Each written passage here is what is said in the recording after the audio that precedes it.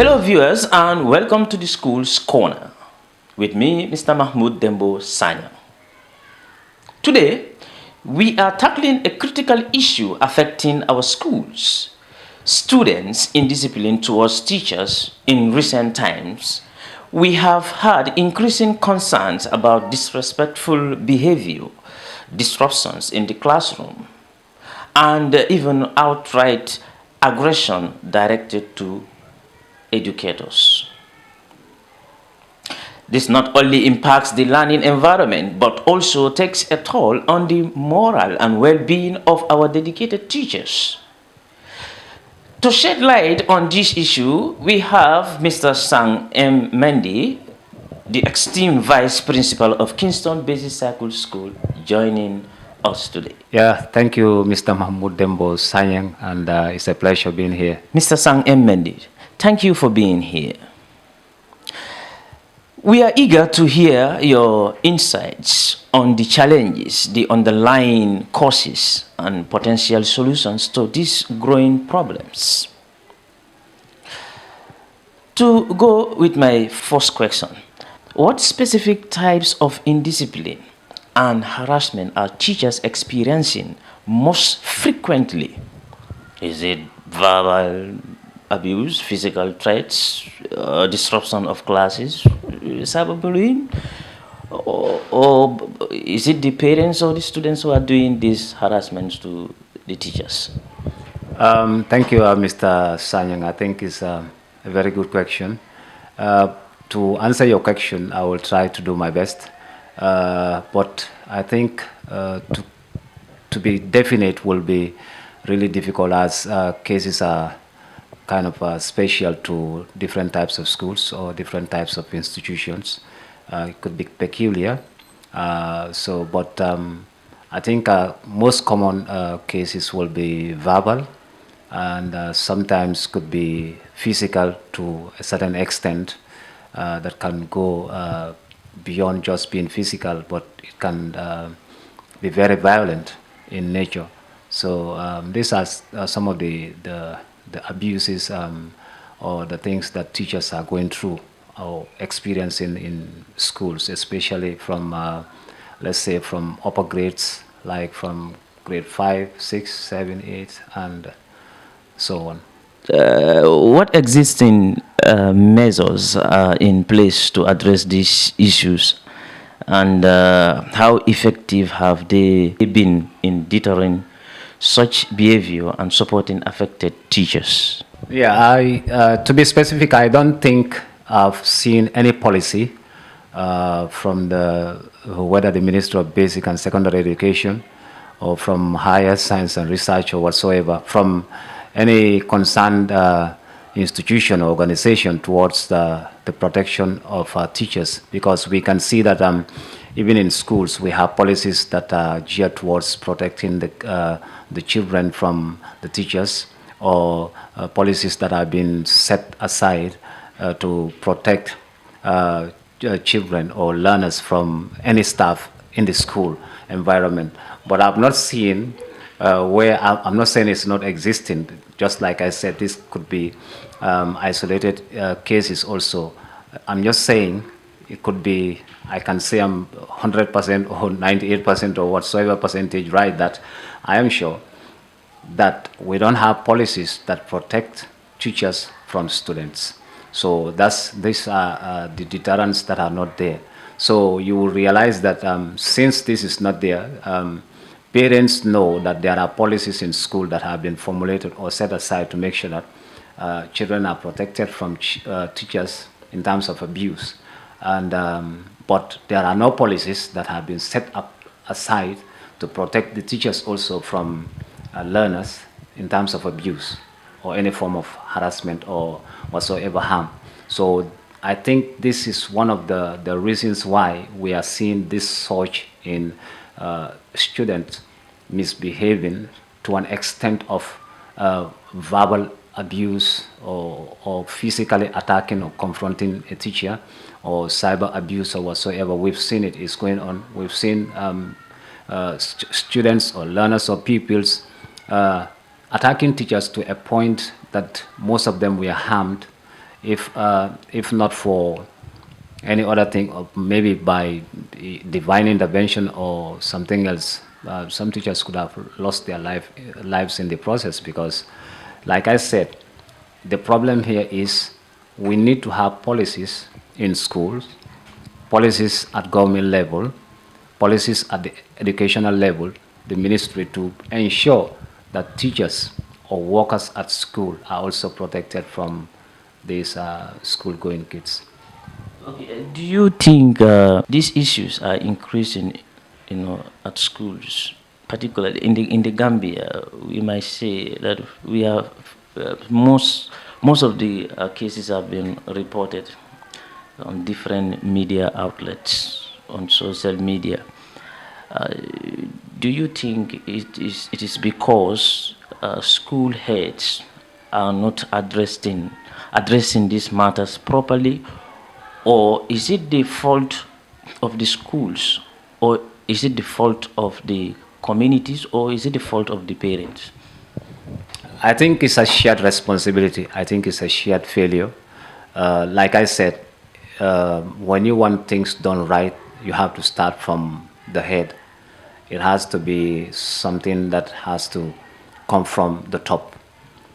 We can have policies in our own various schools or institutions, but at the same time, our institutions are under certain bodies or organizations or ministries that are in charge of making sure that every policy or every rule or every activity in school is put under check, and it is healthy and it is conducive to be able to be applied in that particular school setup.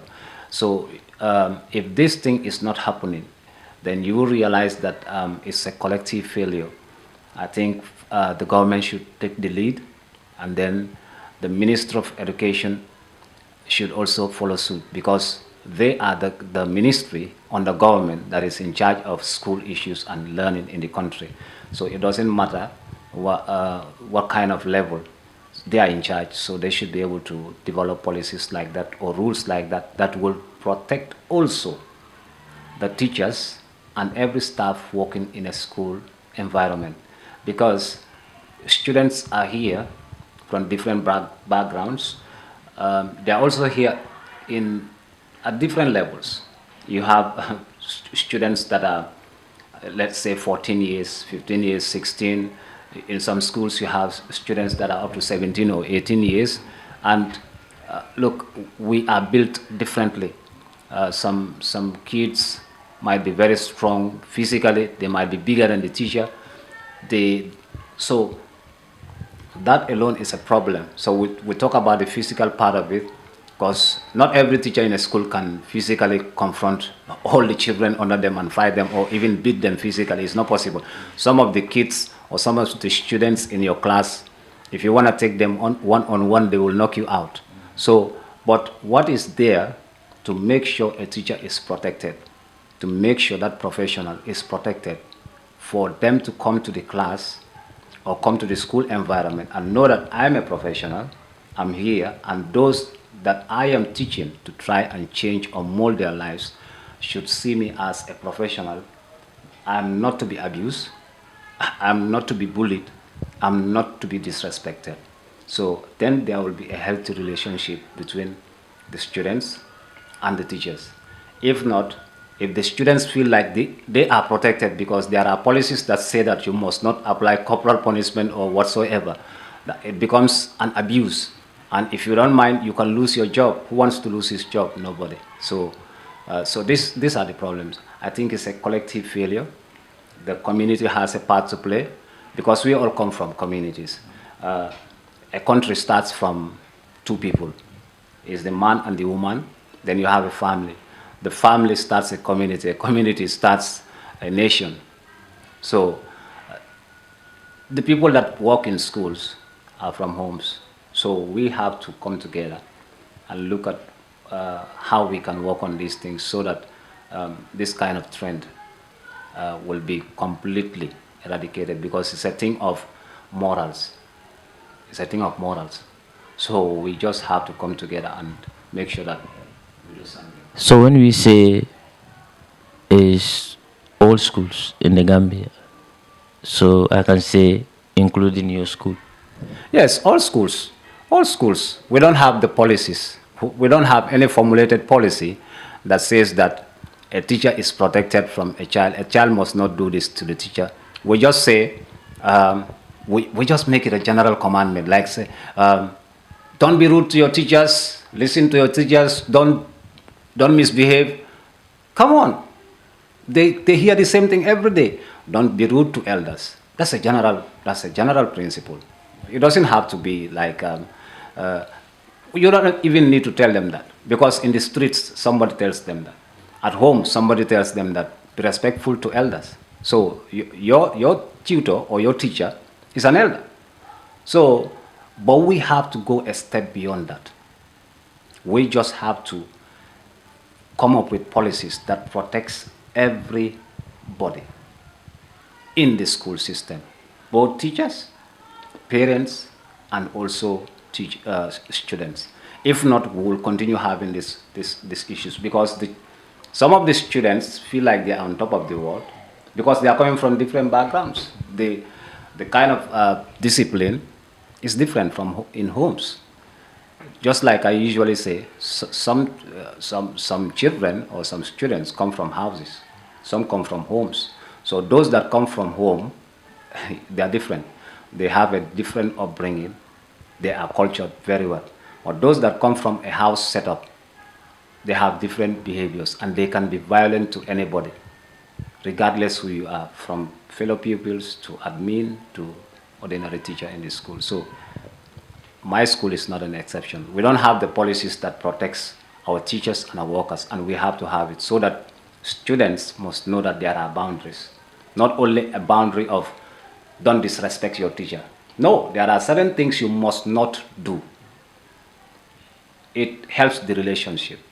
So that's the point. At the end of the last academic year, we have seen scenes on social media that show students being arrested by police.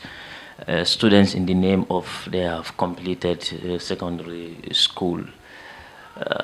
What they do,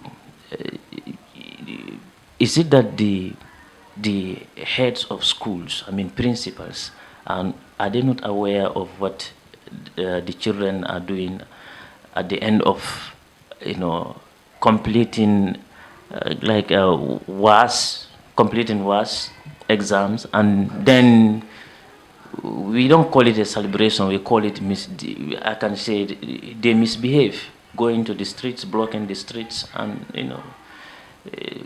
they call it signing out.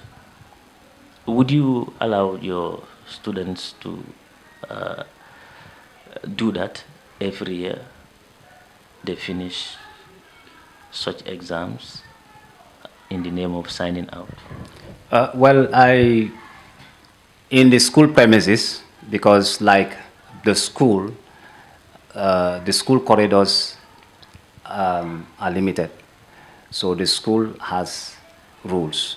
So just like you say, signing out, they know that after they finish their gabeke, maybe if your school has a senior school, they have, most of them did not choose your school, or some will want to stay. Those that want to stay will be careful of the behaviors that they will engage in.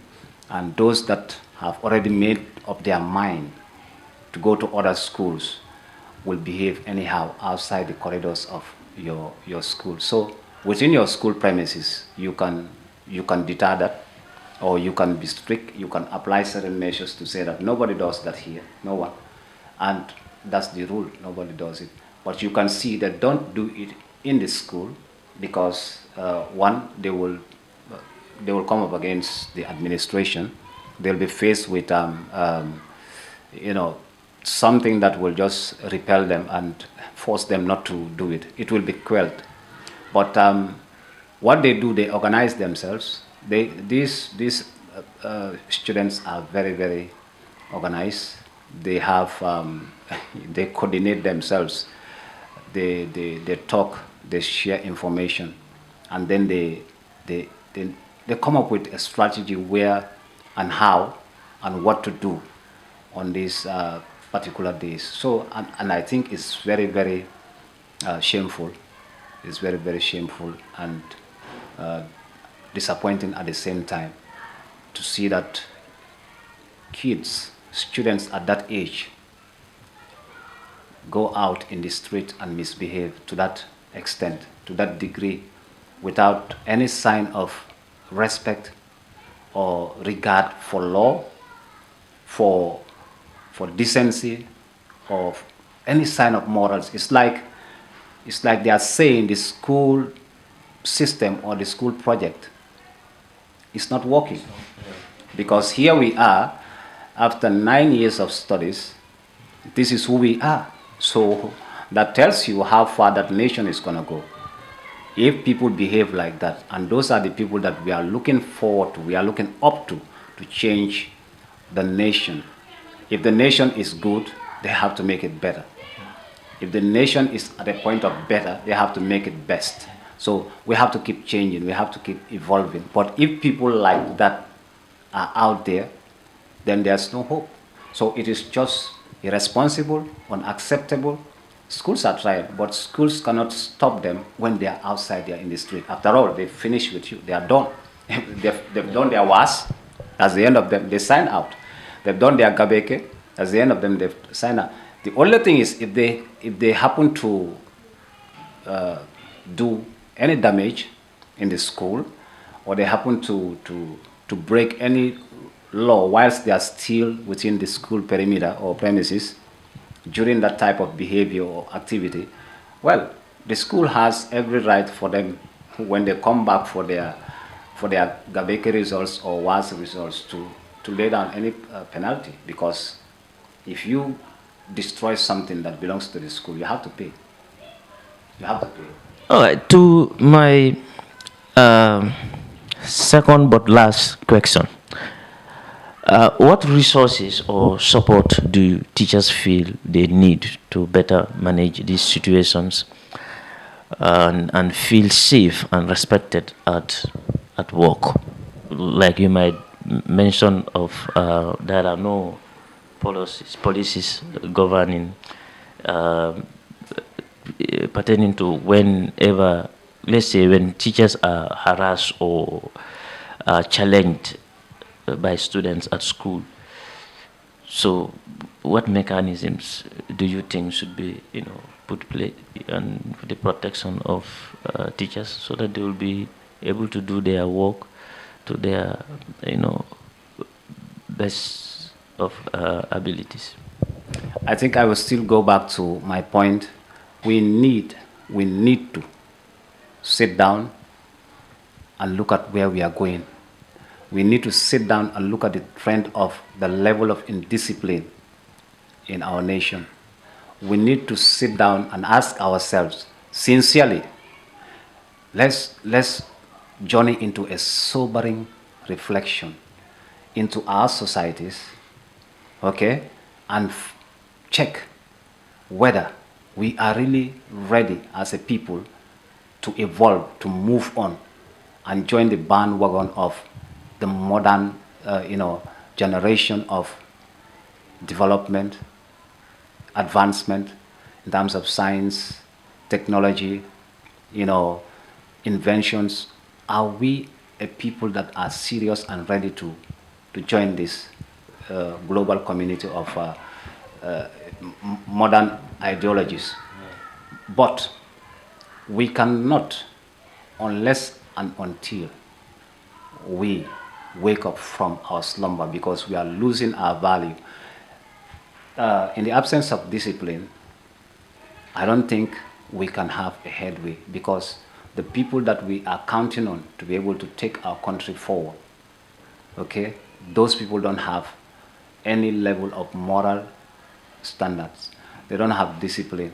So they won't even listen to you. Somebody that wants to learn, acquire skills, and be responsible tomorrow to be able to contribute to the growth of their nation must have discipline, because you have to be comported. You have to be serious. You have to have a focus. You have to have a drive. So in the absence of discipline, You can't be able to do it. When will you wake up to go to school? You are not disciplined. How will you take care of your health? You are not disciplined. So how would you be able to meet up with these demands and challenges there to be able to contribute to the growth of the nation and you as an individual? So we have to have policies in place. We have to have laws that can punish students severely. Some are even saying that the kind of punishment that the ministry has suggested to schools to practice are not enough. Would you agree with that? I will agree 100%. It's not enough. It's a joke. Look, we are Africans. We are not Europeans. We are not from the West. We are not Americans.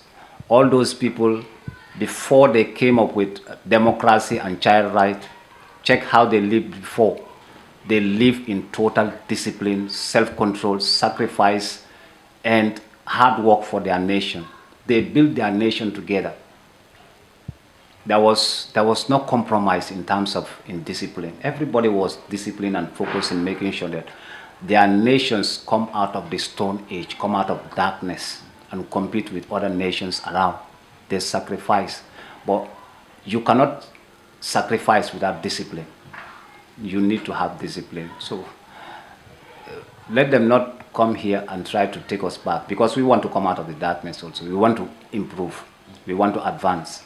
So we want to discipline our young generation so that they can have a focus and purpose. So we have to have severe measures of punishment. If a student harms, abuses, or harasses a teacher, or tries to create an environment whereby that teacher would not be able to be comfortable to do their job in the school, they have to be punished.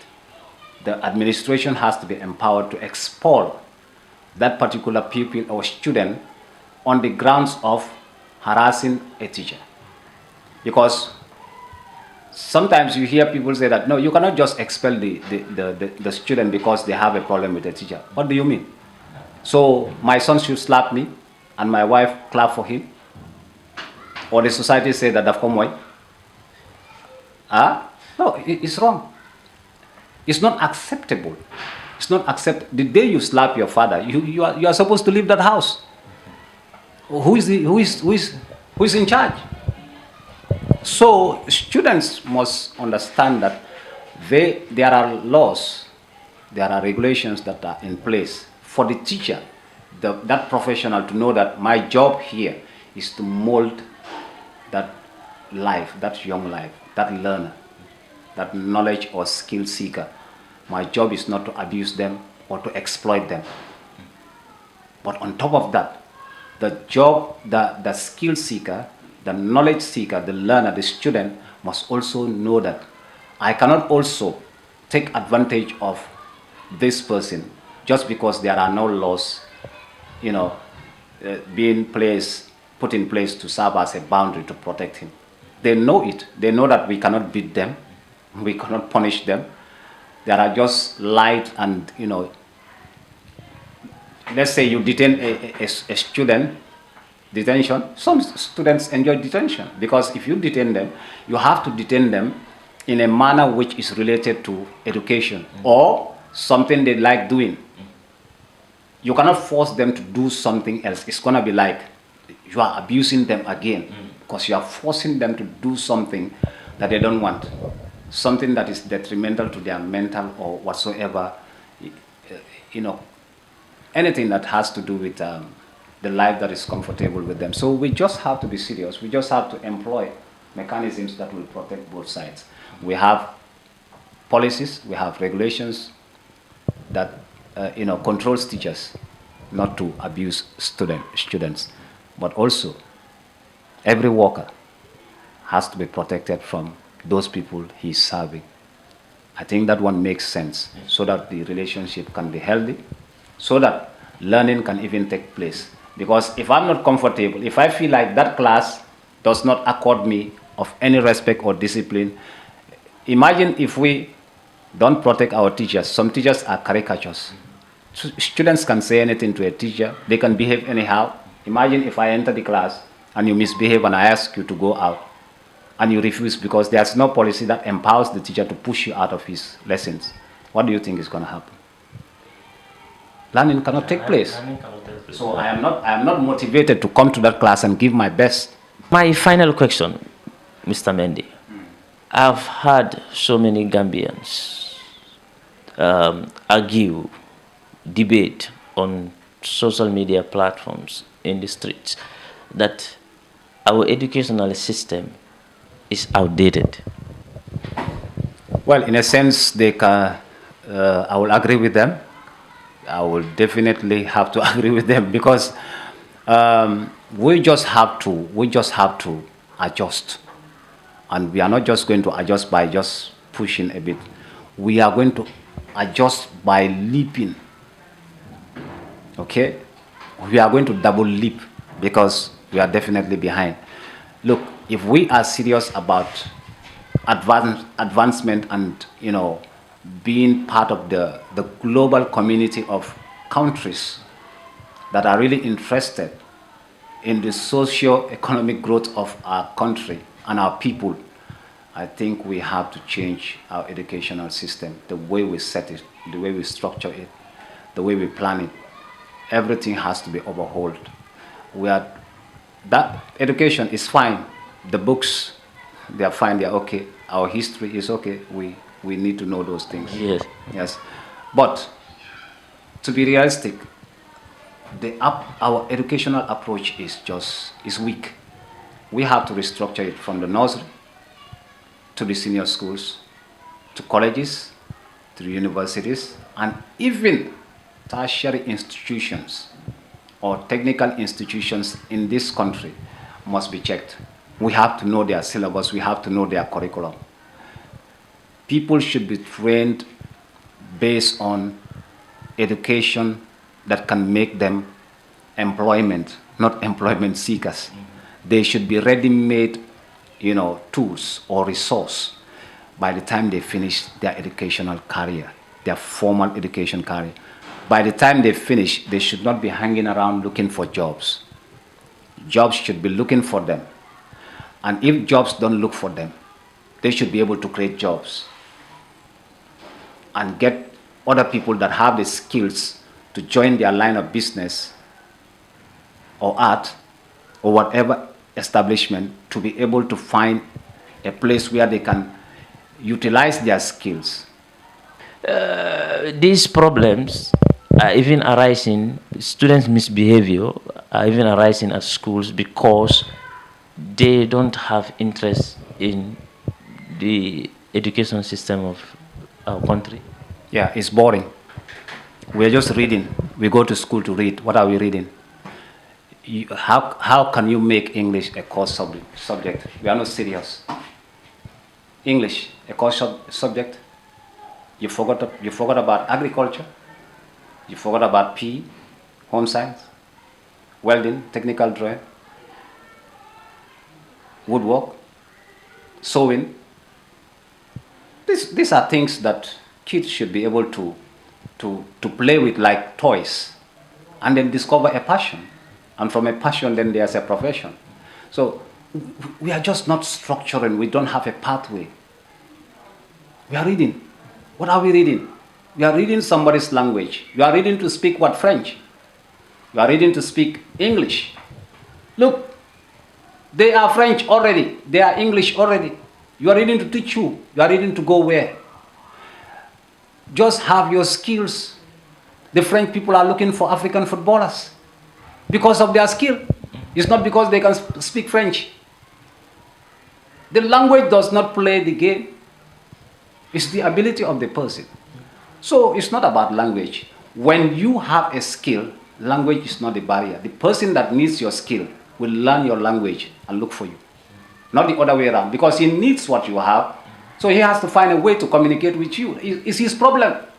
So we can't just ignore important subjects that can give young people the required skill, knowledge, and techniques they need to be able, even by the end of grade 9, Look, we should reform our educational structures so that even by the end of grade 9, these students already have a semi-professional life.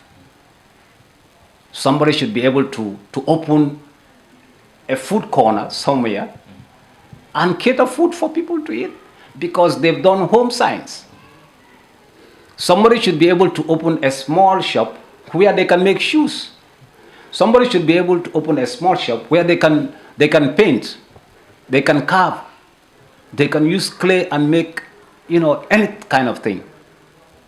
And then the level of dependency on the parents will be reduced, and the level of idleness will be reduced, because when people are busy, there are no crimes.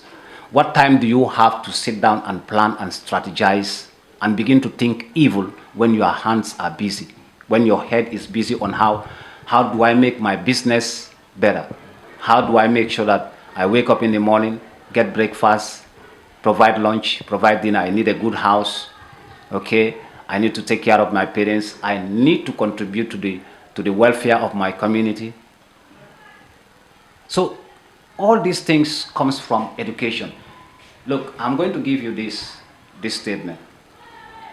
Any nation that fails to educate its people the right way, to give them the right education, is a nation that has already failed. It starts with education, and not just reading. The people that brought us books want us to focus on the books and read. But the people that brought us books have skills. And they don't want us to discover that it is skills that makes the world revolve. Okay? The world revolves on skills. It's not reading. Okay? It's true. You have to have a degree of understanding of what is this or what is that.